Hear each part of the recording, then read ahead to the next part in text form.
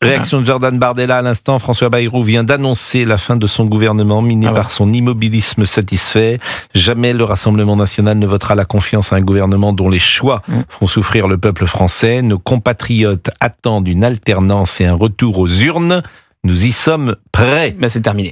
Voilà, c'est terminé. Bah c'est terminé. Et je vois que Mathilde Panot a déclaré Bayrou choisit sa date de départ. Je pense qu'il y a et il n'a pas voulu laisser le champ à la France insoumise le 10 septembre, qui voulait foutre le bordel pour reprendre les mots de Jean-Luc Mélenchon. Il n'a pas voulu laisser le champ à la négociation avec Marine Le Pen et faire de nombreuses concessions et à la fin tomber quand même comme Michel Barnier. Donc François Bayrou choisit sa sortie, entend, parce que c'était une petite musique qu'on entendait depuis longtemps, il voulait durer jusqu'au budget et il entend ses conseillers, ses proches, comme je vous disais le député modem Richard Ramos qui lui disait prépare ta sortie après un grand discours où tu montres que tu es responsable et que les autres sont irresponsables, parce que c'est le but de la manœuvre. Et donc nous allons avoir un nouveau Premier ministre. La prochaine étape, c'est quoi du coup, la prochaine étape? Attendez, la seule solution à mon avis maintenant, c'est le départ d'Emmanuel Macron, parce qu'on va retomber dans les mêmes travers, toujours les mêmes. Bon, Christophe Bordet, on va marquer une pause. Il faut quand même saluer ma vision politique, puisque j'avais dit que ça irait jusqu'au bout en début. C'est ça qu'il faut quand même reconnaître une qualité de visionnaire chez moi. Il serait temps que vous soyez élu. Voilà, je pense que c'est ça que vous retiendrez, puisque bon, on n'a pas, de l'autre côté, on ne sait pas ce qui va se passer. Non, mais c'est vrai que on n'imaginait pas forcément cette sortie. C'est ça qui surprend tout le monde. Tout le monde disait il est cuit, et il décide de surprendre tout le monde en coupant l'herbe sous le pied à ceux qui veulent sa peau. Mais c'est nul.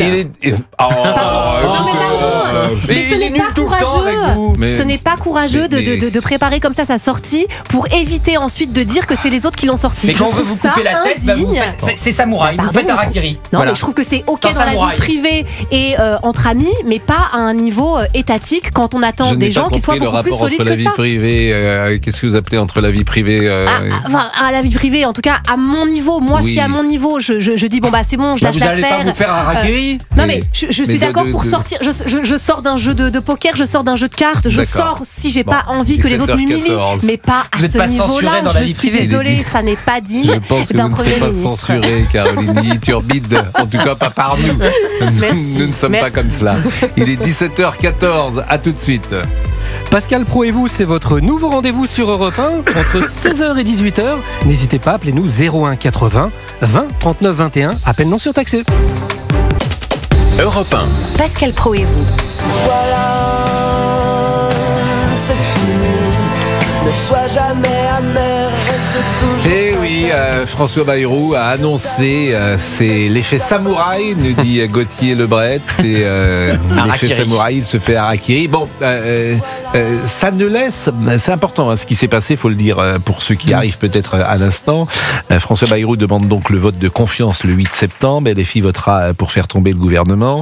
Le RN pareil. Le RN aussi. Est-ce que, la procédure sur le plan purement technique, même si l'Assemblée ne vote pas la confiance, c'est pas une motion de censure, c'est-à-dire qu'il pourrait rester en place. Alors là, il parle de l'article 49-1, donc un article bien spécifique qu'il faudrait que je relise pour donner un avis tranché, mais le vote de confiance n'est tellement pas obligatoire qu'il n'a pas été fait par Bayrou, premier discours de politique générale, Borne, Attal et Barnier. J'essaye de faire un peu de pédagogie pour ceux qui nous écoutent. Un vote de confiance ne veut pas dire qu'un gouvernement tombe. Ce n'est pas une motion de censure. Exactement. C'est-à-dire qu'il pourrait se maintenir. Sauf que c'est intenable. Mais c'est intenable depuis la dissolution, pardonnez-moi. Oui. C'est intenable. La Chambre est ingouvernable depuis que monsieur Macron a dissous. Donc, vous êtes dans un scénario que chacun a imaginé. Il y a un an, on parlait de Lucie Castès, vous avez Michel Barnier, vous avez François Bayrou et tout ça. Alors maintenant, on se projette. Vous, Christophe Bordet, vous dites, je ne vois pas comment Emmanuel Macron pourrait rester, mais il restera. C'est quand même sans doute. Donc il y a deux. En fait, il y a deux. Il y a pas 36 hypothèses. L'hypothèse du numéro 1, c'est effectivement celle que vous venez de dire, et elle ne sera sans doute pas mise en place. Hypothèse numéro 2, c'est une dissolution. Là, pour le coup, Gérard Carreau, elle aurait une légitimité. Oui, elle aurait une légitimité. Oui, bien sûr. Après un refus de vote de l'Assemblée, elle aurait une légitimité. Bon, elle aurait une légitimité. Un avantage pour Emmanuel Macron, c'est qu'il pourrait être en cohabitation et pourquoi pas, à titre personnel, reprendre un petit peu de pouvoir, notamment si c'était le RN qui l'emportait. Ça peut être un calcul qu'il ferait. Le calcul serait qu'une majorité claire ne sortirait pas des nouvelles élections. C'est-à-dire qu'en gros, les élections nouvelles ne donneraient toujours pas de majorité claire. Oui, mais ça serait pas un bon calcul pour Emmanuel Macron. Moi, je suis dans l'hypothèse si ça lui permet de tenir. Ah bah non, parce qu'il est en cohabitation avec le RN. S'il est en cohabitation, il est le seul, là pour le moment, il est le seul président en cohabitation qui ne s'en sort pas bien. Et pour cause, puisque son Premier ministre est comme lui. François Bayrou est très proche de lui. Là, une vraie cohabitation de type Mitterrand-Chirac en 86, ça peut redonner un peu d'air à Emmanuel Macron. Et je vous soumets aux politologues que vous êtes cette analyse possible. Oui. C'est possible, oui. Tout est possible. Attention, même ça c'est la deuxième hypothèse. Et la troisième hypothèse, c'est le cornu. Le cornu, c'est la Macronie encore. Ça ne peut pas marcher. Ça ne marche plus. Mais j'entends bien, mais ça ne marche plus. Et quand vous parlez de cohabitation avec le Rassemblement national, je vous rappelle que la dernière fois, il y a eu des petits arrangements entre amis qui ont fait que le RN, qui était numéro 1 dans les urnes, s'est retrouvé à quel endroit ? Non, c'est les Français qui ont voté. Moi, je n'accepte pas ça. Bien vous sûr. dites petits arrangements, c'est les Français qui ont voté. Les arrangements qu'il y a eu entre la Macronie et l'ensemble de la gauche, ils ont bien existé quand même. Mais ça, les Français n'ont pas voté pour ça, Pascal Praud. Pardon. Ils n'ont pas voté pour ça. Les Français, ils sont grands. Ils n'ont pas voulu. Ils ont accepté le Front républicain. Je ne sais pas s'ils l'accepteront le prochain coup, mais ils ont accepté. C'est les Français qui votent. Ils pouvaient très bien voter différemment. Mais ça sera intéressant de voir si le Front républicain est reconduit. 17h21, on change de sujet. 16h, 18h. Pascal Praud sur Europe 1. Bon, dans les autres actualités de l'été, parce que c'est notre entrée, évidemment la mort de Jean Pormanov, torturé en direct sur Kik, l'horreur absolue sur Internet, les plateformes. Vous avez sûrement vu l'existence de cette chaîne vidéo que connaissent peut-être vos enfants. Je ne sais pas ce qu'on peut dire de nouveau là-dessus. On peut dire quelque chose. Mais j'ai l'impression que on va tous dire la même chose. Mais juste en une phrase, c'est-à-dire je vous en prie, Gauthier Lebret. L'Arcom n'a strictement rien fait en nous expliquant elle ne peut rien faire. Faute de moyens. Faute de moyens et de bras suffisants. C'est-à-dire qu'au lieu de scruter le moindre propos sur les chaînes info et de faire fermer la première chaîne de la TNT, ils pourraient regarder ce qui se passe sur les plateformes où il n'y a aucune régulation et où on torture. Plateforme à l'étranger, là. Et où donc difficile d'intervenir. Oui, enfin, ils sont en France, ça se passe dans une espèce de cave française. Mais au-delà, je vous assure, au-delà de l'Arcom, parce que moi, ce qui me sidère quand même dans notre société, c'est qu'il y ait des gens qui regardent ça. Évidemment, c'est ça que je trouve. C'est la part monstrueuse de l'être humain. Mais j'entendais plein de débats qui disaient que est-ce qu'on pourrait tous être finalement clients.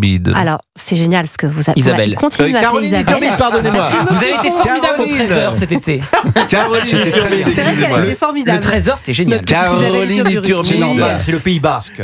Exactement. C'est magnifique. Caroline Iturbide. On vient de la même région. C'est peut-être pour ça. Je ne sais pas pourquoi vous me confondez. Ou alors c'est physique. Alors si c'est physique, ça me fait plaisir parce qu'elle est très mignonne. Je vous en prie.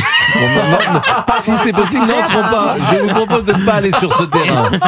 Cher ami, je vous en prie. Alors, on revient à notre Darknet. 17h23, allez-y. Non mais, je m'interrogeais moi aussi, parce que depuis ce matin, enfin en tout cas dans les derniers jours, j'entendais ce débat qui consiste à dire, est-ce qu'on serait tous clients finalement ? Est-ce qu'on aurait tous une part d'ombre en nous qui nous pousserait à... Donc moi aussi, je pense comme vous. Je pense que non, pas du tout. Je pense que l'éducation, l'environnement, un minimum d'éthique... C'est regardable, c'est une violence, c'est horrible. Regardable, mais c'est vrai qu'on peut quand même s'interroger, au-delà de l'Arcom, sur le succès de ce genre de plateforme ignoble, où ça va quand même, ça prend des proportions.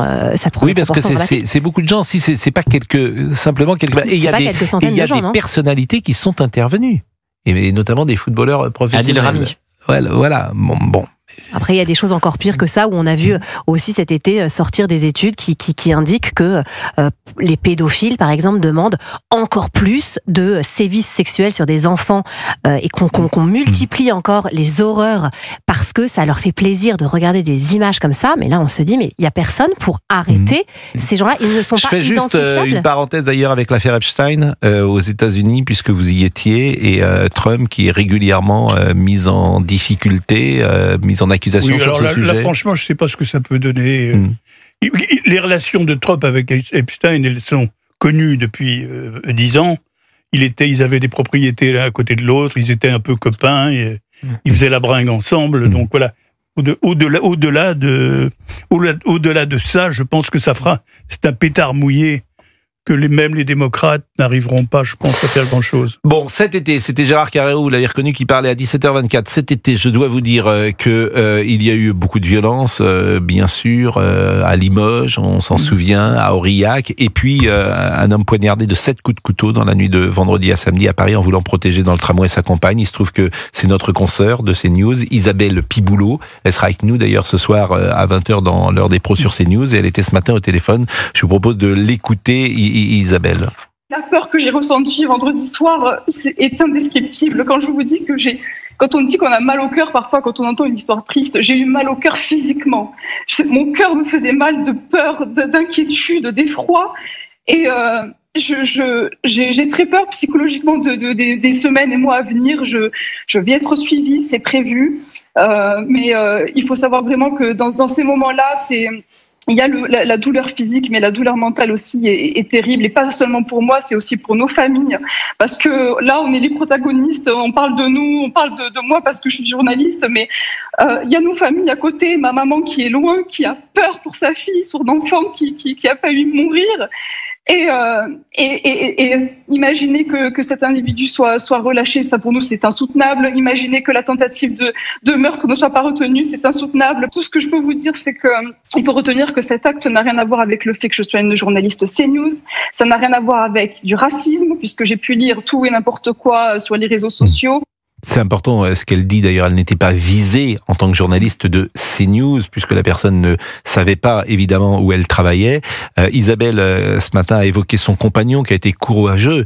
C'est un chevalier des temps modernes, son compagnon, puisqu'il s'est interposé et qu'il l'a sauvé.